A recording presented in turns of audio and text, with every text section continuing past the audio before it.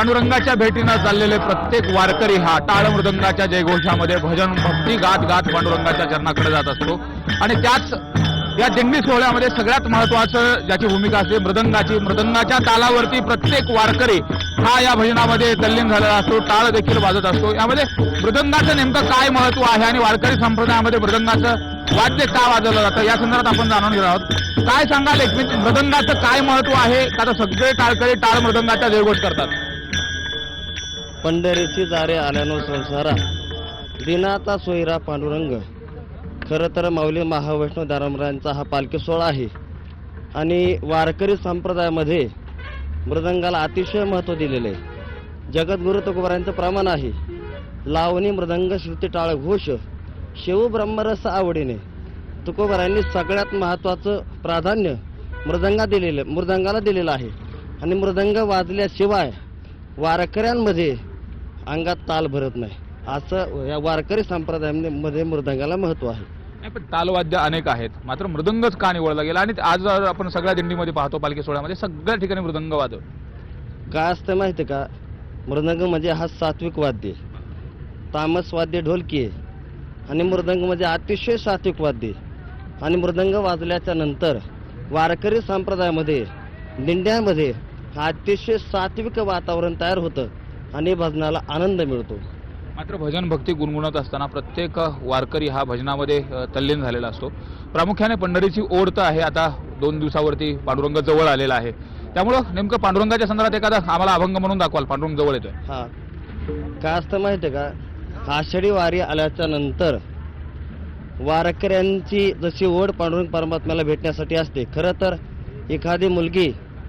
एखाद्या मुलीला सासरघरी त्रास झाल्याच्या नंतर, सासरघरी सासुरवास झाल्याच्या नंतर तिला माहेराकडे जाण्यासाठी कशी ओढ असते, तशीच ओढ आषाढी एकादशी आल्याच्या नंतर भक्ताच्या जीवाची ओढ, वारकऱ्यांच्या जीवाची ओढ त्या पांडुरंग परमात्म्याच्या भेटीसाठी त्याच पद्धतीने असते।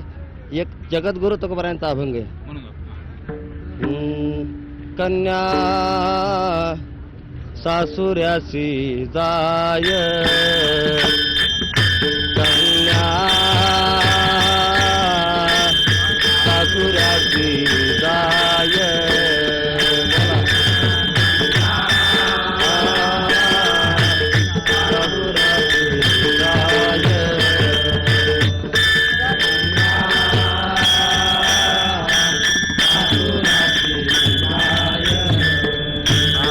मागे पर सोनी पाहे, मागे पर सोनी पाहे, मागे पर सोनी पाहे, मागे पर सोनी पाहे,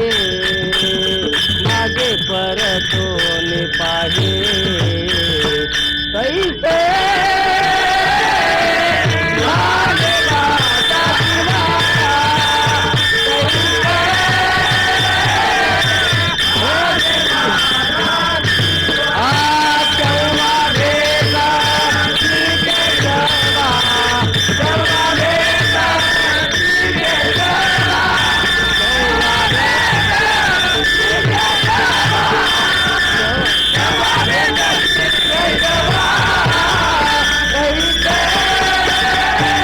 आपण पाहतोय पंढरीच्या दिशेने वाटचाल करत असताना पांडुरंगाच्या भेटीची जी ओढ आहे खूप मोठ्या प्रमाणात आहे आणि कधी एकदा पांडुरंगाचं दर्शन घेईल याच ओढीनं प्रत्येक वारकरी हा पांडुरंगाच्या दर्शनाच्या दृष्टिकोनातनं पांडुरंगाचं दर्शन व्हावं या भेटीसाठी आतुर झालेला आहे। एकंदरीत जर बघितलं तर याच टाळ मृदंगाच्या जयघोषामध्ये आता पंढरपूरमध्ये गेल्यानंतर पहिल्यांदा पाहिलं श्रीमुख, एकदा श्रीमुख पाहिलं की सगळे जे काही दुःख आहेत ते निवारण होतील अशाच पद्धतीचा जो भाव आहे तो वारकऱ्याच्या मुखामध्ये आहे। पुंडलिक वरदाय विठ्ठल श्री ज्ञानदेव तुकाराम पंढरीनाथ भगवान की, माऊली ज्ञानेश्वर महाराज की जय। व्हिडिओ जर्नलिस्ट प्रवीण शेट्टी सह सुरेश जाधव, न्यूज 18 लोकमत, भंडसेगाव।